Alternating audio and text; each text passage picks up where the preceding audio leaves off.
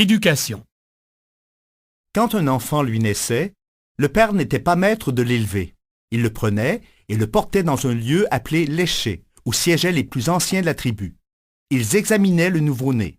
S'il était bien conformé et robuste, ils ordonnaient de l'élever et lui assignaient un des 9000 lots de terre.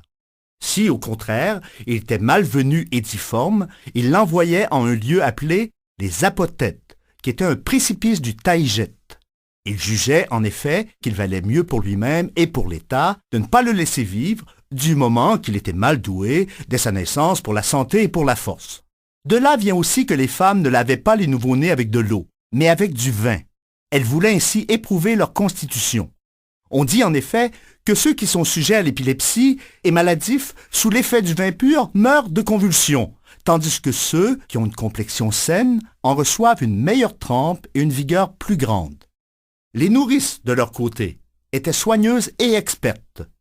Au lieu d'emmailloter les bébés qu'elles élevaient, elles laissaient entièrement libres leurs membres et tout leur corps. Elles les habituaient à n'être point difficiles ni délicats sur la nourriture, à ne pas s'effrayer des ténèbres, à ne pas craindre la solitude, à s'abstenir des caprices vulgaires, des larmes et des cris.